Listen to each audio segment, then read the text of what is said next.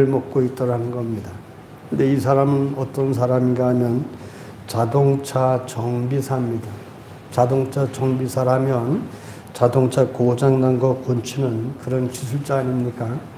이 정비사가 아껴서 이 중고 자동차를 사가지고 신나게 차를 몰고 가다가 도중에 길에서 멈춘 겁니다.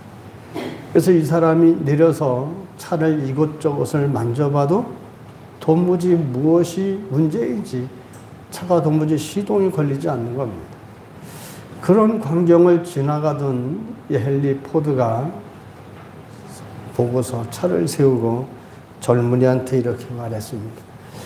제가 좀 봐드려도 되겠습니까? 그랬더니 이 정비사 젊은이가 기분 나빠가지고 내가 정비사요. 근데 아저씨가 뭘 한다고 봐준다고 합니까? 그냥 가던 길이나 가시죠.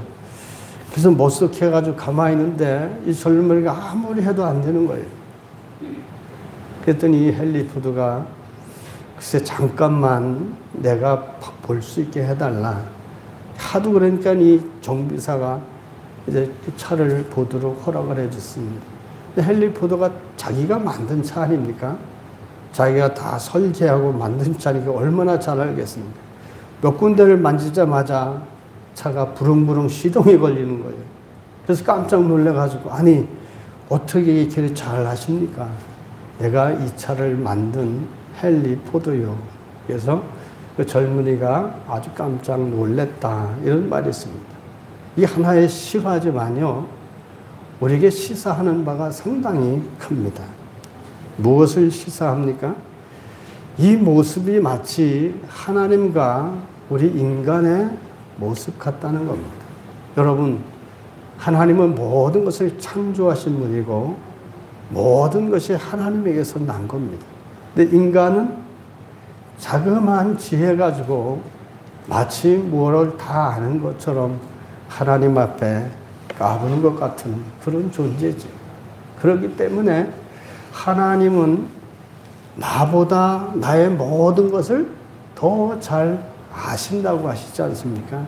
나를 지으셨기 때문에 나를 누구보다도 더 잘 아시는 분이 하나님이시죠.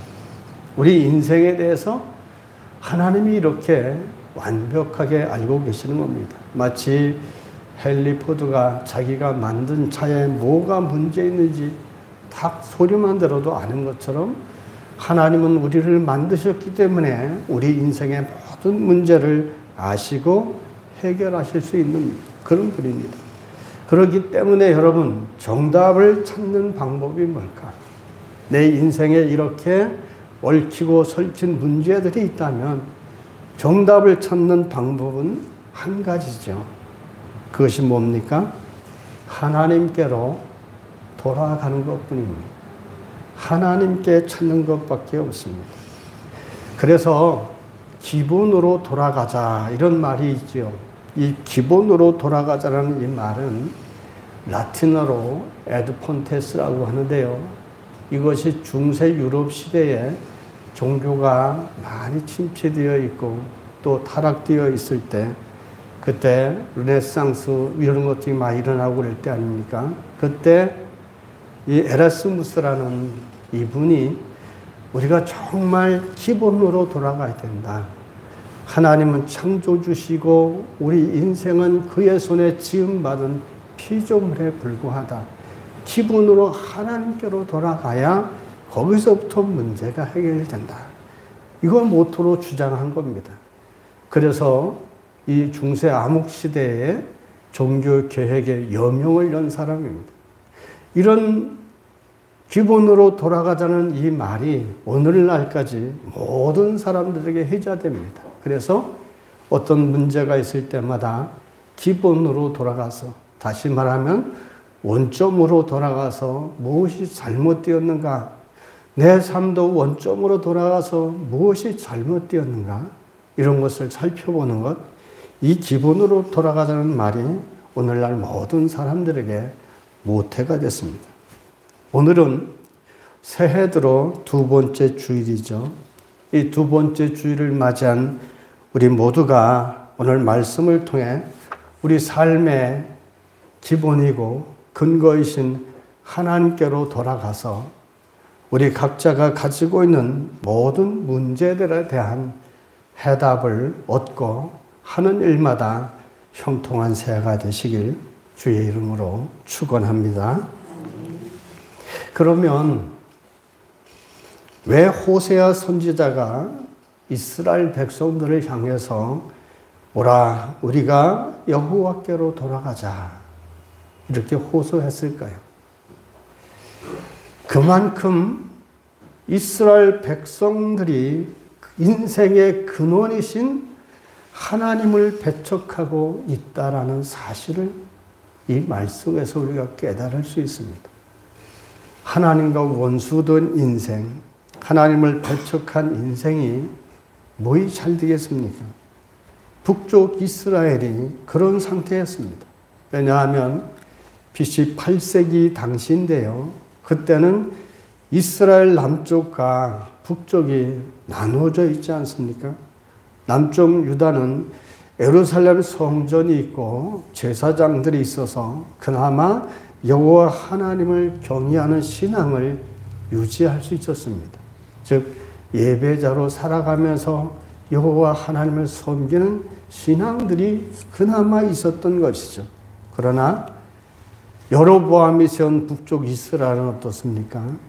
이스라엘의 12파 중에 10지파를 데리고 가서 나라를 나누어서 북이스라엘 왕국을 세운 여로보암은 자신의 정권을 유지하기 위해서 이스라엘 백성들이 남쪽에 있는 성전에 절기 때마다 예배 드리러 가면 자기 정권이 무너질 것을 염려해서 우상을 숭배하게 만듭니다. 그래서 남쪽과 북쪽에 즉 베델과 단에다가 금송아지를 만들어 놓습니다. 그리고 뭐라고 백성들에게 가르쳤는가 하면 이 금송아지가 애굽에서 너희를 인도해낸 신이다. 여기에 경배해라. 그래서 북쪽에 있는 이스라엘 백성들은 그렇게 우상을 물들어갑니다. 하나님을 찾는 게 아니라 하나님이 가장 가증스럽고 분노하시는 우상을 숭배합니다. 그뿐만이 아니죠. 아세라상이나 아세라신이나 또 바알신 이런 것들을 섬겨갔습니다. 이런 모습에 하나님이 진노하셨죠. 그래서 많은 선지자들을 통해서 회개를 촉구합니다. 그 가운데 하나가 바로 멸망 직전에 부름받은 호세아의 이 말입니다. 이런 상황을 보고 호세아가 이스라엘 백성들을 향해서 돌아오라고 호소합니다. 돌아오면 다시 회복시켜 주겠다. 하나님이 이렇게 호세아를 통해서 호소를 합니다. 그러나 여러분, 우리 인간은요, 한치 앞을 보지 못하는 참 어리석은 존재입니다. 당장 내 눈앞에 무엇이 잘 되고 어려움이 없으면 하나님을 찾지 않는 습성이 인간들에게 있습니다. 북쪽 이스라엘이 그랬습니다. 호세아가 여호와 하나님께로 돌아가라. 그러면 너희의 모든 것을 회복시켜 줄 것이다. 이렇게 간절한 마음으로 하나님이 호소하는데도 그들이 여호와 하나님께 돌아오지 않는 이유가 있습니다. 그 당시에 북쪽 이스라엘은요, 나름대로 나라가 강건했어요. 경제적으로도 괜찮았고 또 강한 이런 나라였습니다. 그렇기 때문에 그들 생각에는 우리가 잘 먹고 잘 살고 이 정도인데 여호와께로 돌아가니 그게 무슨 말인가? 하나님께 돌아올 줄 몰랐습니다. 근데 여러분, 사람의 눈에 보기에 그렇게 안전해 보이고 잘 사는 것 같은 거 순식간입니다. 하나님이 이 이스라엘 백성들, 북이스라엘 멸망하시기 직전에 호세아를 부르셨습니다. 돌아오라고 했는데 이스라엘 백성들은 자기 배가 부르니까 하나님을 찾지 않았죠. 결국 즉시 하나님이 심판을 하시지 않았습니까? 심판으로 사용된 나라가 어느 나라입니까? 아수르죠. 아수르에 의해서 BC 722년에 완전히 북쪽 이스라엘은 멸망했습니다. 수많은 사람들이 죽어갔죠. 하나님을 부르짖지 않던 사람들, 하나님을 배반하고 우상을 섬겼던 사람들, 그렇게 망한 겁니다. 이런 이스라엘의 멸망에서 우리가 영적으로 교훈받을 게 있습니다.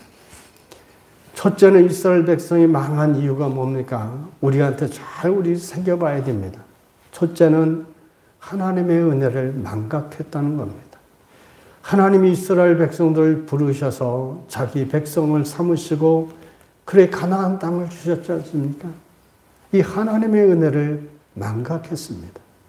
여러분, 하나님의 은혜를 망각하면 자연히 두 번째 따라오는 게 뭐지요? 하나님을 배반하게 됩니다. 우리가 하나님의 은혜를 잃어버리면요, 오늘날도 마찬가지 패턴입니다. 하나님을 배반하게 되죠. 배반하게 되니까 세 번째 어떤 현상이 나타납니까? 부패하고 타락하고 음란한 삶을 살아가게 됩니다. 이것이 바로 인간이 타락해가는 공식적인 그런 과정인 겁니다. 그래서 항상 우리가 하나님의 은혜를 잊지 않아야 됩니다. 은혜를 잃어버리면 배반하게 되고, 배반하게 되면 부패와 타락된 인생을 사는 겁니다.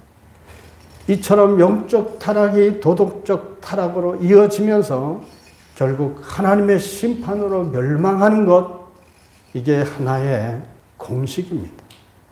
이런 것을 꼭 기억하셔야 하셔서 내가 하나님의 은혜를 망각하고 사는 존재는 아닌가 항상 자각해야 됩니다.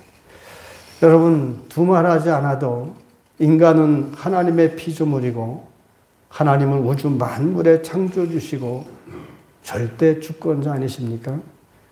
인간의 이런 근본적인 죄는 그런 절대 주권자이시고 나를 창조하신 그 하나님을 배반하고 교만하게 살아가는 것, 이것이 바로 근본죄입니다.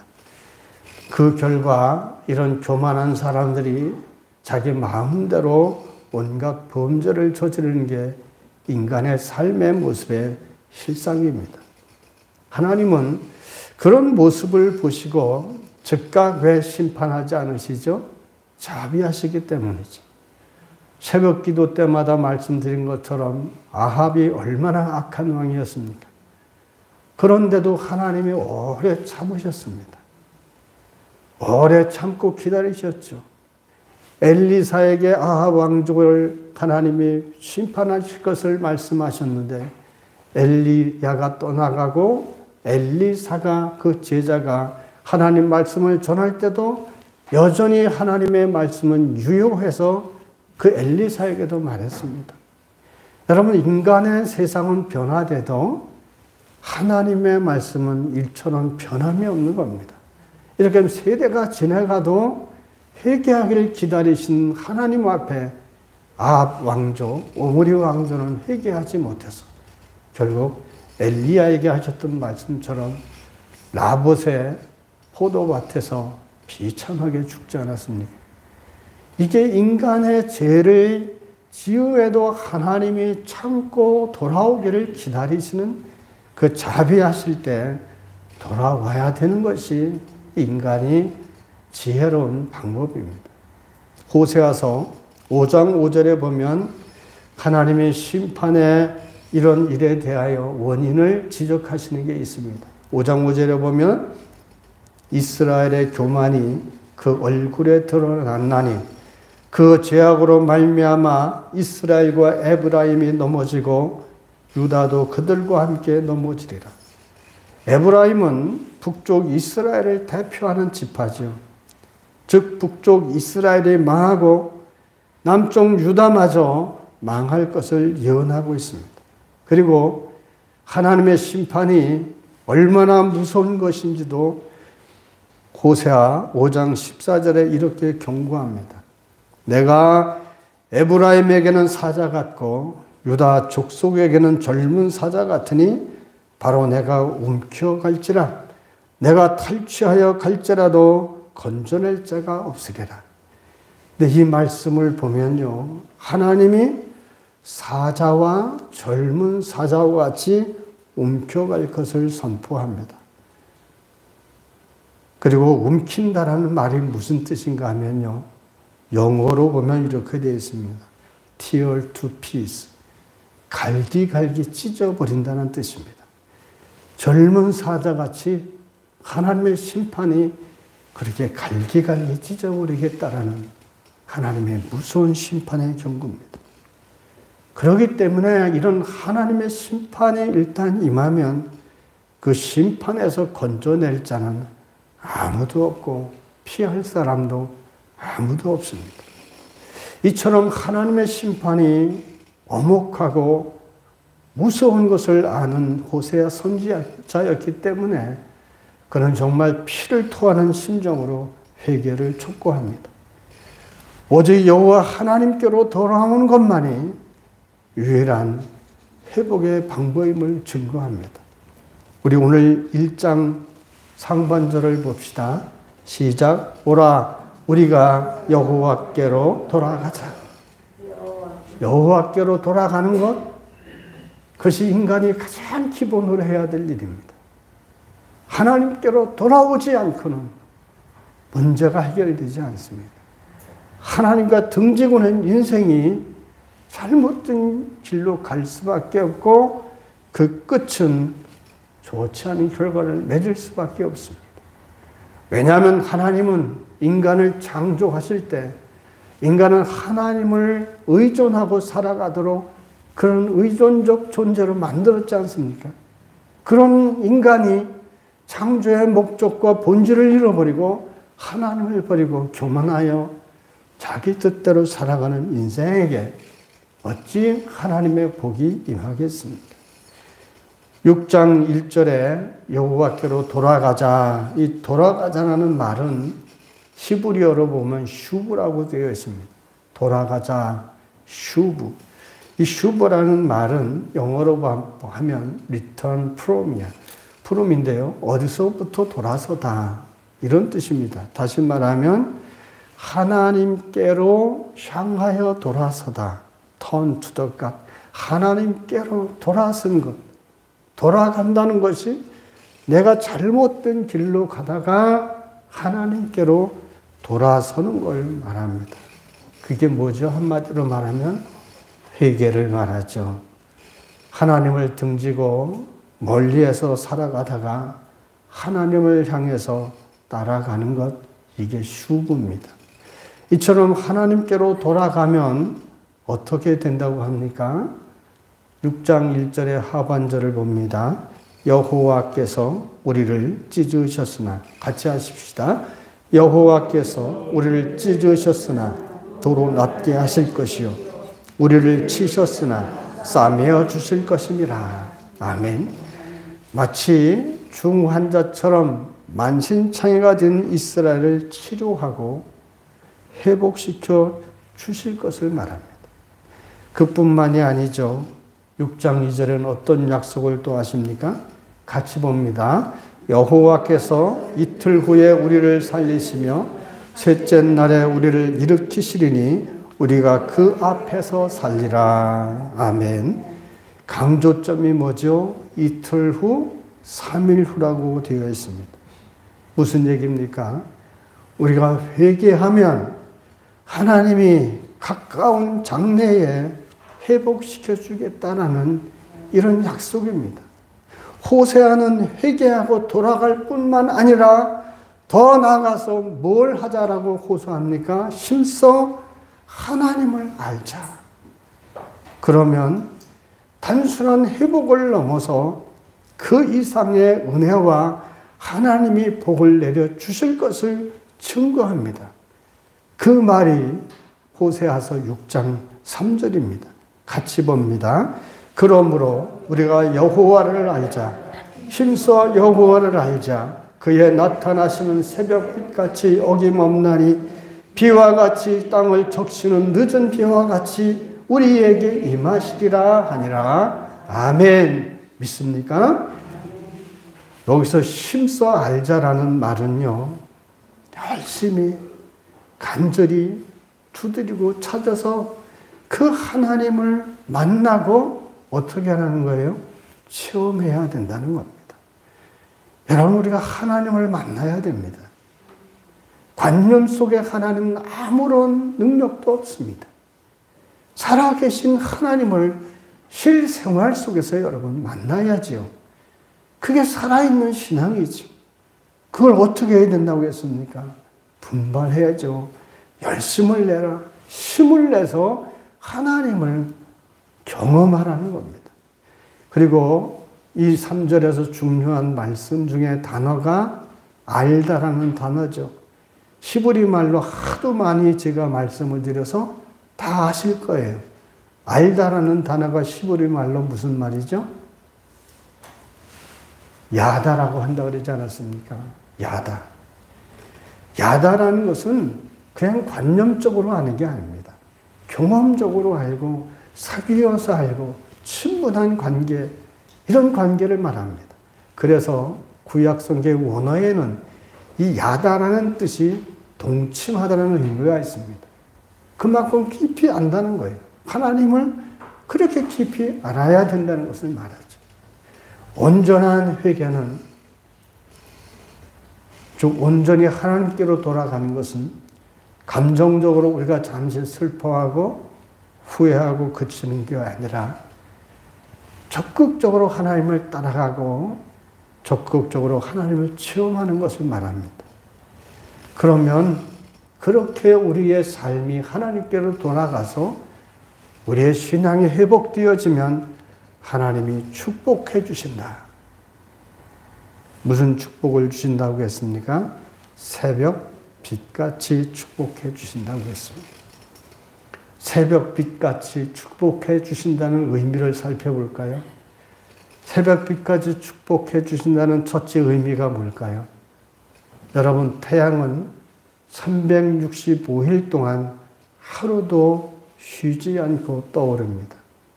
다시 말하면 하루도 빠짐없이 하나님이 은혜를 베푸신다는 겁니다. 두 번째 의미는 뭘까요? 태양이 떠오르면 온 만물이 환하게 비추어집니다. 우리의 모든 삶에 태양빛처럼 어둠이 없는 하나님의 은혜가 구석구석 넘치는 복된 인생이 되게 해 주시겠다는 겁니다. 바로 하나님의 신실한 은혜와 무한한 은혜와 사랑을 약속하는 것이 새벽빛 같은 은혜입니다.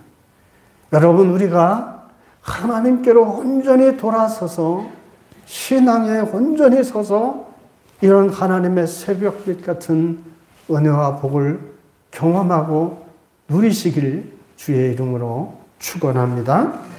두 번째로 하나님이 약속하신 것이 있죠. 이른 비와 늦은 비. 비라는 것은요, 요즘 시대에는 모든 관계시설이 잘 되어 있지만 특별히 이 이스라엘 땅, 여기는 정말 하나님의 은혜만을 바라보는 곳입니다. 비를 내려주셔야 농사를 짓고 비를 내려주셔야 열매가 맺는 그런 시대입니다. 그렇기 때문에 이 이스라엘 백성들은 오직 하나님의 은혜로 사는 존재입니다. 이른 비를 내리신다는 것은 씨앗을 뿌릴 수 있도록 비를 내려주시고, 또 늦은 비를 내려주신다는 것은 뿌린 씨앗이 열매가 알차게 맺도록 늦은 비를 부어주시는 겁니다. 다시 말하면 이 얘기는 뭘 말합니까? 무슨 일을 하든지 때를 따라 형통할 수 있도록 복을 주신다는 겁니다. 이 복이 어떻게 임합니까? 하나님께로 돌아섰을 때, 온전한 신앙의 기본으로 돌아가 있을 때, 하나님과 사귀어 기품이 있는 삶을 살아갈 때, 하나님 여호와를 아는 삶을 살아갈 때, 이런 새벽빛 같은, 이른 비와 늦은 비 같은 하나님의 은혜와 복이 우리 일상에 넘치는 겁니다. 그러면 이제 중요한 단계를 넘어가 봅시다. 우리의 이런 회복을 위해서 하나님의 때를 따라 주시는 형통의 복이나 새벽 같은 하나님의 은혜를 우리가 구하고 받고 살기 위해서 2024년도 우리가 어떻게 해야 될까? 우리가 어떻게 하는 것이 하나님께로 돌아가는 것일까? 여러분, 그것은 다른 게 아닙니다. 신앙의 기본으로 돌아가는 겁니다. 주보에 제가 요약해냈죠. 오늘 말씀에 도식적으로 요약해 놓은 말씀이 그겁니다. 신앙의 기본은 뭐겠습니까? 신앙의 기본이 뭘까요? 여러분, 이 신앙의 기본이 돼 있어야 됩니다. 그게 내가 하나님의 은혜를 얻는 그릇이요, 내가 준비해야 될 몫입니다. 그 기본의 첫째는 말씀이 있는 예배이죠. 말씀 없는 예배가 아니라 말씀이 있는 예배 아닙니까? 아시는 것처럼 여러분, 예배는 성도들과의 만남일 수도 있지만 더 중요한 것은 우리 인간과 그 하나님의 예수 그리스도의 아들의 보혈로 구원받은 백성과 하나님과의 만남이 예배입니다. 예배는 하나님을 영화롭게 하는 것이고 인간이 드릴 수 있는 최고의 영화로운 것이고, 예배를 통해 우리에게 위로부터 하나님의 신령한 은혜와 땅의 기름짐이 넘치는 복을 얻는 겁니다. 예배를 등한시하는 것만큼 그것은 하나님과 내가 이만큼 멀어져 있다라는 그 증거를 말하는 것에 말하는 겁니다. 배교했던 이스라엘 백성들이 여러분 회개하고 바벨론 포로가 돼서 제일 먼저 이스라엘에 돌아와서 제일 먼저 행한 것이 뭡니까? 무너진 성전을 수축했습니다. 이 얘기는 뭡니까? 예배를 회복했다라는 겁니다. 이스라엘 백성들뿐만이 아닙니다. 우리 부모 세대를 생각해 보십시오. 60년, 70년대 6.25가 끝나고 일제시대의 36년의 핍박 속에서 살다가 6.25 전쟁을 맞고 그 참혹한 세월 속에서 우리 신앙의 선배이신 우리 부모님 세대를 보십시오. 부모님들은요, 정말 예배에 목숨 걸었습니다. 아무리 힘들고 고달퍼도 주의를 온전히 지켰고, 새벽에 그 피곤한데도 3km, 4km 되는 새벽을 매일 나가서 호랑불을 켜고 하나님께 예배했습니다.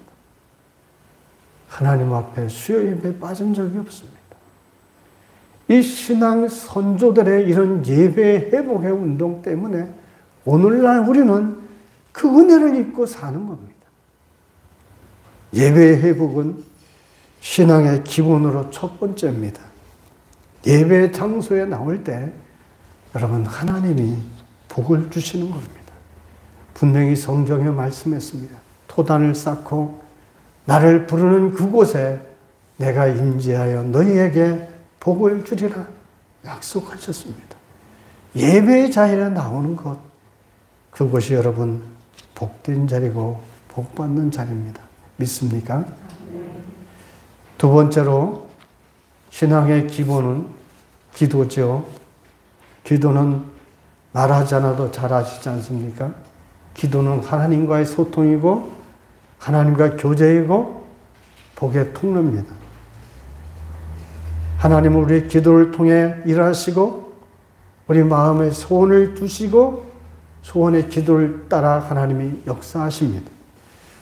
그리고 우리 간구에 응답하시는 것이 하나님이 아닙니까?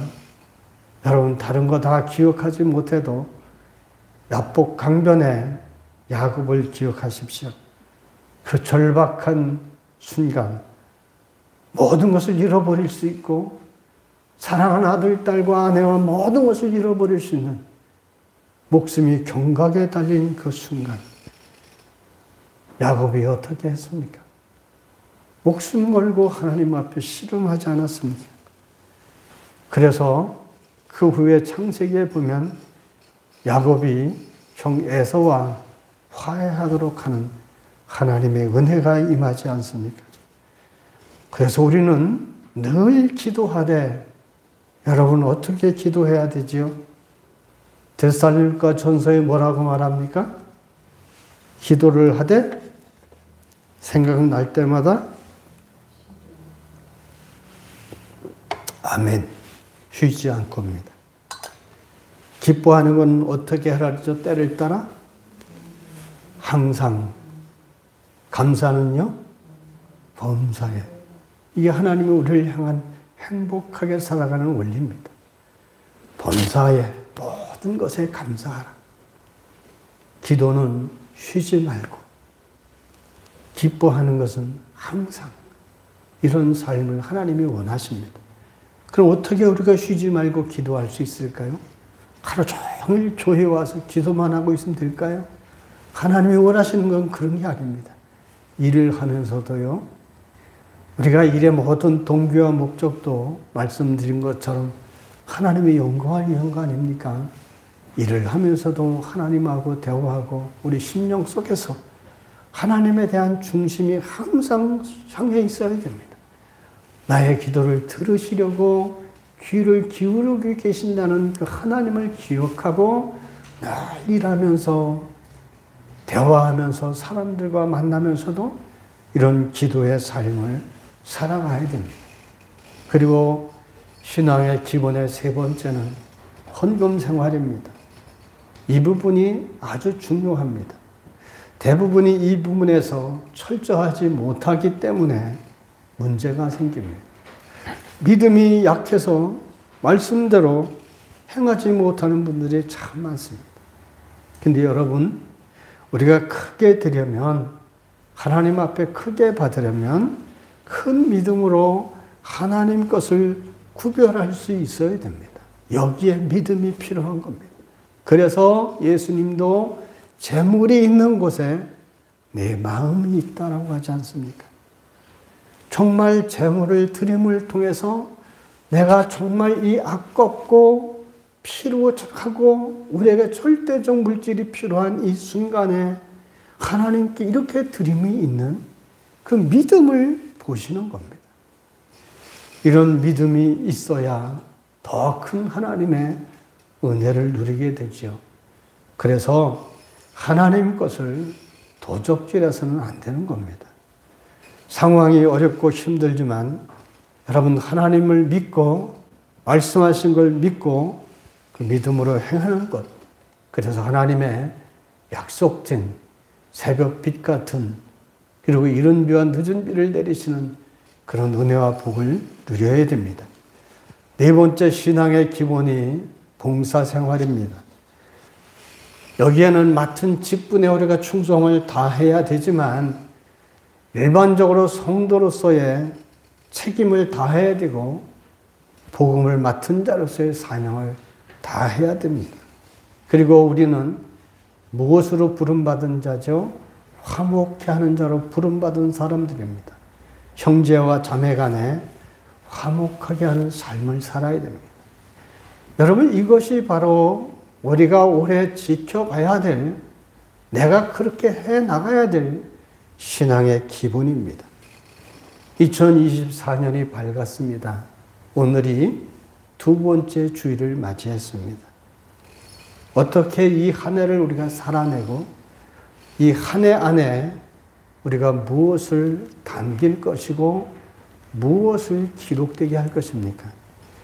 누가복음에 나오는 탕자처럼 이 한 해는 하나님께로 돌아와서 잃어버린 모든 것을 회복해야 되지 않겠습니까? 하나님 아버지의 형통케 하심의 축복이 회복돼야 됩니다. 그러려면 우리가 해야 될 몫인 신앙의 기본에 충실하십시오. 이 한 해 동안 정말 한번 여러분 결단하고 힘써 여호와 하나님을 알아가십시오. 힘써 신앙의 기본에 충실하십시오. 내가 정말 이 예배를 드리면서 내가 늘 감사한 분이 한 분 있습니다. 몸이 굉장히 약하신데도, 일이 그 많은데도 수요의 입에 빠지지 않고 계속 나오는 걸 볼 때마다 참 가슴이 뭉클합니다. 여러분, 이런 열심이 있어야 되는 거예요. 그 피곤한 상황에도, 그 아픈 상황에도 내가 마땅히 하나님을 예배하려고 하는 이 열심, 왜 여러분들은 그렇게 못합니까? 그런 열심 있는 사람들이 돼야 됩니다.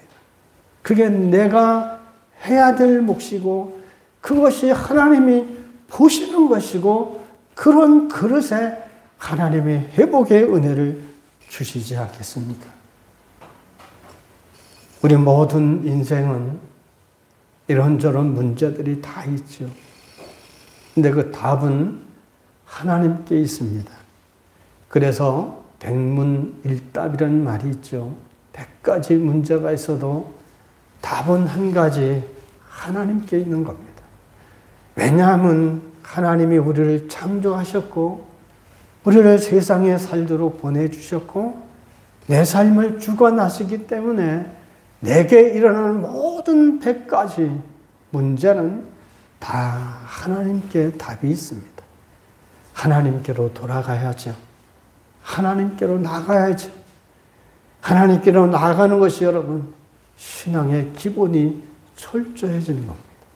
이 일에 힘써서 올해는 정말 여러분 그 새벽빛 같은 은혜, 때를 따라 베풀어 주시는 형통의 은혜 여러분 한번 경험하시고 그렇게 하나님을 높이